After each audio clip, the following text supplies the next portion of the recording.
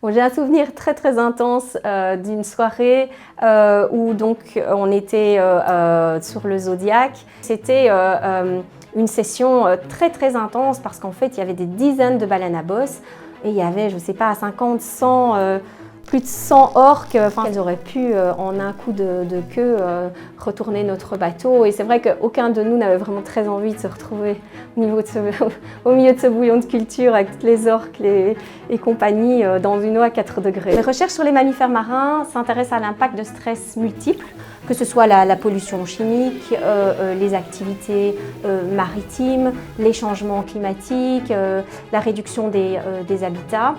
Et tous ces stress ont différents impacts qui n'est pas nécessairement facile d'objectiver. Le modèle de tranche de précision qu'on a développé sur les éléphants de mer consiste en fait, on prélève une biopsie de tissu adipeux, donc de quelques millimètres de large et de quelques centimètres de long. On la met directement dans un milieu de culture pour la garder en vie. Et alors on réalise des expositions in vitro à différents stresseurs. Ça peut être un polluant, différents polluants, seuls donc ou en mélange, avec des hormones de stress comme le cortisol qui témoignent par exemple d'un impact occasionné par l'exposition à un trafic maritime intense par exemple. Donc après quelques jours de culture et d'exposition à ces polluants où on a des conditions de contrôle non exposées et des conditions avec différents types d'exposition, on récupère les tranches, donc on récupère les tissus qu'on va plonger dans l'azote liquide et puis qu'on va conserver à moins 80 degrés pour ensuite analyser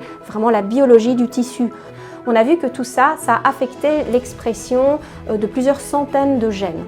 Alors à côté de ça, on a aussi exposé les tranches à des stress aigus comme de l'adrénaline qui mimiquerait par exemple la présence d'un prédateur ou autre.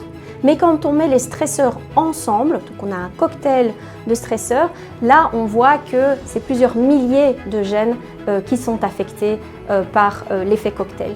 Le challenge par rapport à des éléphants de mer qui sont sur la plage et cette plage se trouve tout près d'un labo. Ici on est dans des contrées beaucoup plus reculées, on est en mer. Sur le Zodiac, il y a un ponton à l'avant, c'est là que Audun va se mettre pour bien pouvoir viser convenablement les baleines. Donc la flèche qui est lancée va rebondir sur l'animal en prélevant donc quelques millimètres d'épaisseur de peau et de tissu adipeux. Une fois que l'échantillon est prélevé, la flèche retombe dans la mer à 4 degrés, va y rester un certain temps. Avec le Zodiac, on doit aller récupérer la flèche. Donc il ne faut pas qu'il y ait plus de 1 minute, 1 minute et demie entre le moment où la flèche est tombée dans l'eau et le moment où l'échantillon de peau et de tissu adipeux est mis dans le milieu de culture à 20 degrés. Parce que sinon, ça risquerait d'affecter la survie du tissu.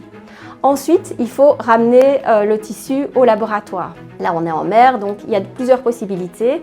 Soit on fait appel à un bateau de whale watching. Parfois, on a même déjà lancé le thermos contenant les échantillons de notre Zodiac vers le Zodiac de whale watching.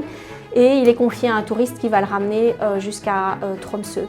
Ça peut être aussi un bateau-bus. Ça peut également être un bus régulier ou encore un bus de touristes. La suite des opérations va s'échelonner sur plusieurs mois maintenant parce qu'il y a beaucoup d'analyses très longues en laboratoire qui vont avoir lieu, donc on n'aura pas les résultats tout de suite.